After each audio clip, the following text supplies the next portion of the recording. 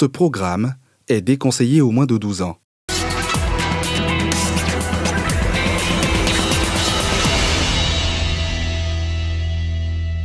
J'ai vu une première antenne à ma gauche là-bas, c'est dessous la pression du vent. Ça là, je ne souhaite à personne, même à mon pied et l'ennemi. C'est comme si le monde m'était tombé même sur la tête.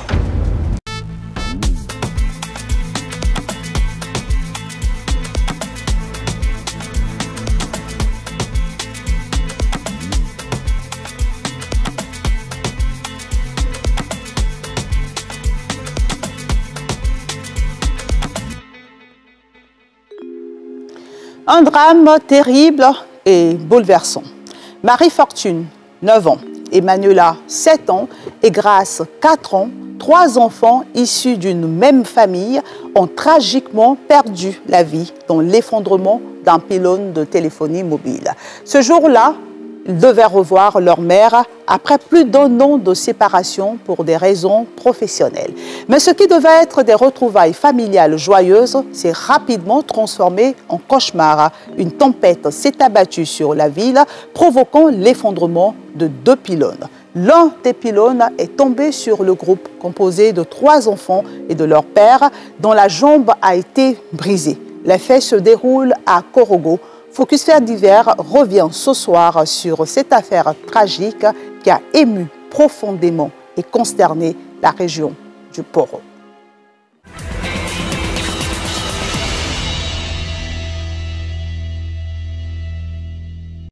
Toute cette histoire commence à Boaké, dans la région du Gbeke, au début de l'an 2000. Rache, un jeune étudiant en langue et à l'université de Boaké, aujourd'hui université Alassane Ouattara, a du béguin pour une jeune collégienne nommée Aristide. Très vite, cet amour de jeunesse va se muer en une histoire de vie. Au fil des ans, leur relation se bonifie. Ainsi, en 2009, Rache et sa dulcinée, qui vivent désormais à Abidjan, décident de concevoir un enfant. Mais la tâche ne s'avère pas du tout aisée. Après mes études, j'ai cherché du boulot, ça n'allait pas. J'ai dit, est-ce que je ferai mes enfants en même temps? Parce que si je vais attendre le boulot, là, je vais prendre de l'âge et puis tout. Donc à 31 ans, c'est là que j'ai eu ma première fille. Le couple vit désormais un conte de fées et la famille va continuer à s'agrandir avec l'arrivée de 2 autres adorables filles. Rache et Aristide sont des parents heureux. Ils ont été majeurs de leur promotion. La première passe au CM2, la deuxième au CE2 et la dernière était au jardin avec sa maman quand elle a su son affectation pour Korogo. Je vous assure que leur intelligence dépassait pour les grandes personnes.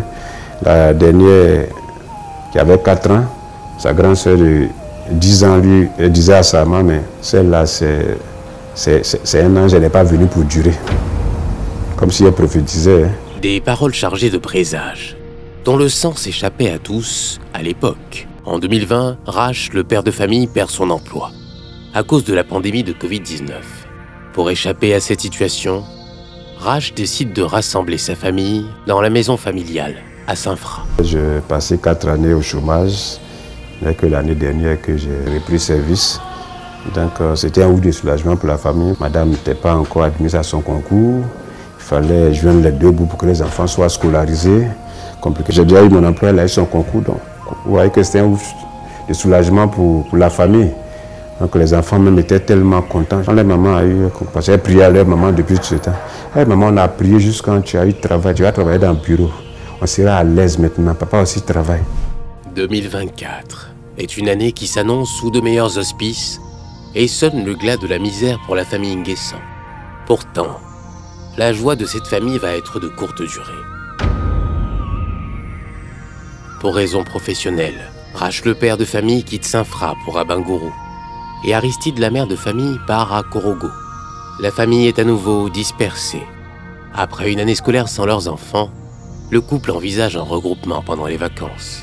Ainsi, le jeudi 27 juin 2024, jour choisi par le couple pour le regroupement familial, les enfants vont quitter Saint-Fra pour Korogo en compagnie de leur père. C'était la joie parce que j'ai passé pratiquement une année. C'est pas moi que le maman passait. Bon, moi, pratiquement les congés, j'étais là, je les voyais, mais pour nous les autres, on voyait que nous on est tout le temps partis. Bon, maman, quand elle est là, les enfants sont plus en sécurité.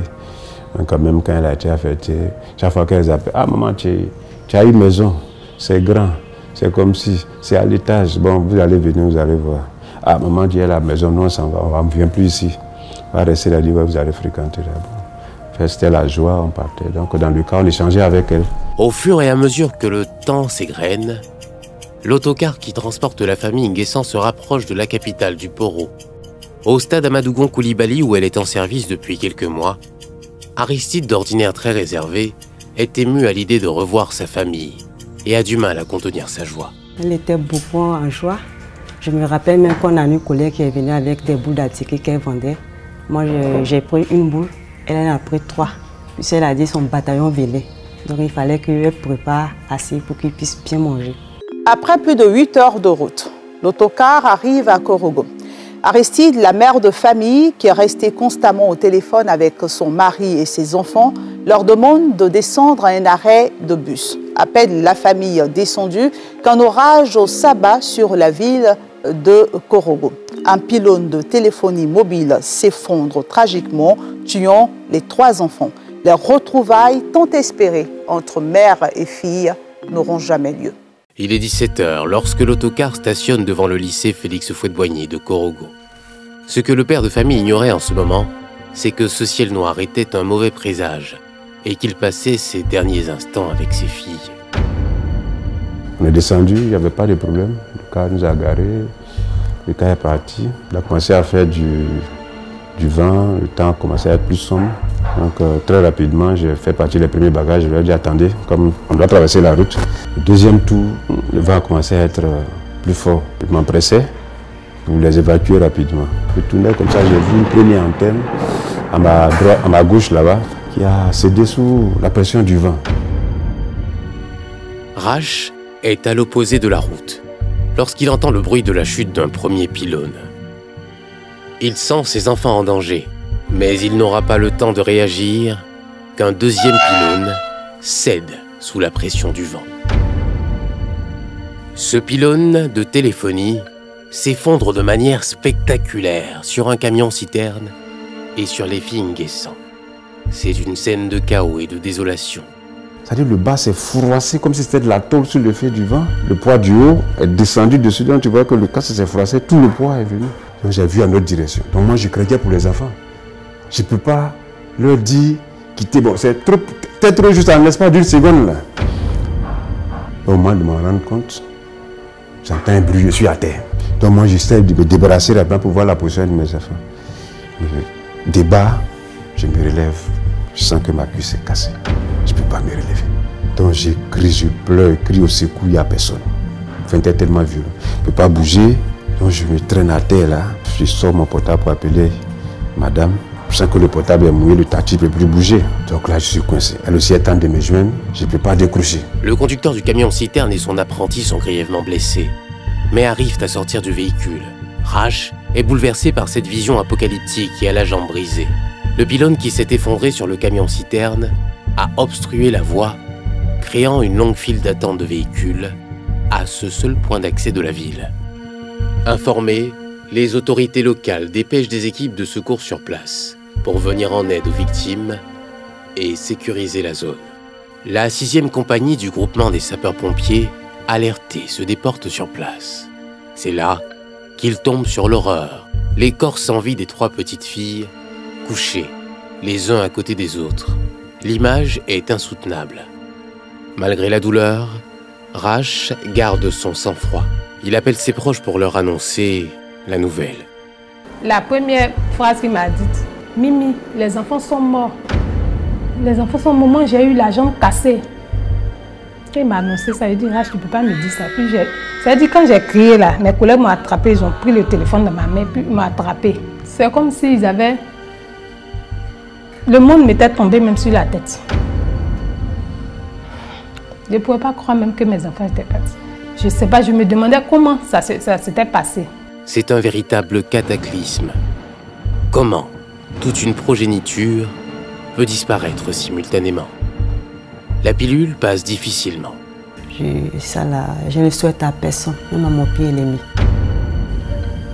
Perdre toute sa progéniture en un seul comme ça. Les enfants que tu n'as pas vus peut-être depuis des mois, avec qui tu as parlé durant tout le trajet, on a tel niveau, on a tel niveau, on a tel niveau. Et ils arrivent, tu les as même pas vus de tes yeux. Entre émoi et tristesse, ils arrivent à l'hôpital. Et c'est là que le médecin lui confirme la nouvelle, un véritable coup de poignard. La mère de famille pique une crise. Les médecins réussissent à la stabiliser. La compagnie de téléphonie dont le pylône est impliqué dans l'incident fait évacuer le couple Nguessan dans une clinique à Abidjan et prend en charge les frais médicaux ainsi que les obsèques des 3 petites filles. Traumatisée par cette douloureuse épreuve, Aristide, la mère des filles, tente de redonner un sens à sa vie. Quand j'ai perdu les enfants, je me suis dit qu'en ce moment, je travaille pourquoi? Parce que c'est pour les enfants qu'on luttait. Et quand ils sont partis, c'est la question que je me suis posée. Je me dis qu'à quel moment je vais avoir un enfant.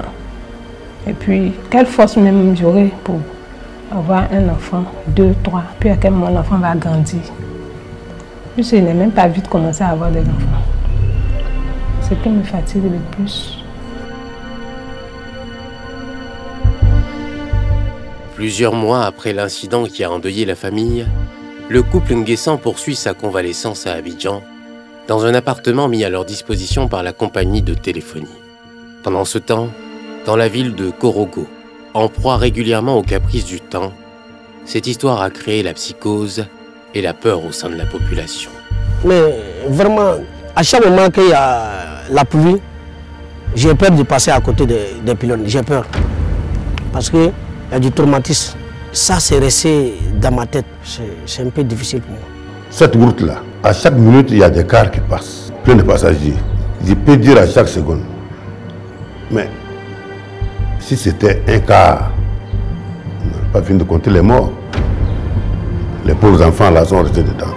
Cet accident tragique met en lumière la vulnérabilité des infrastructures face aux conditions climatiques extrêmes et soulève des interrogations importantes sur la sécurité et l'entretien des pylônes et structures similaires à travers le pays. Les habitants de la région du Poro appellent à une enquête approfondie par les autorités compétentes pour clarifier les circonstances précises de l'effondrement du pylône et prévenir de futurs drames.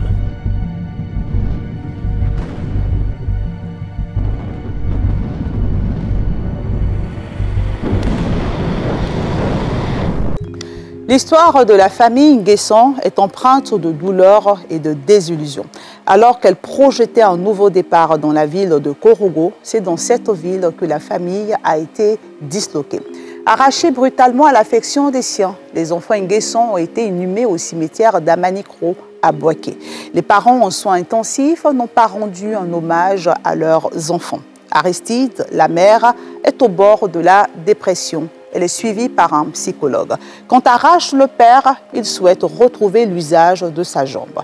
La compagnie de téléphonie mobile, dont le pylône est impliqué dans l'incident, a pris en charge tous les frais mortuaires des filles et les frais médicaux des parents et autres victimes. Bonsoir.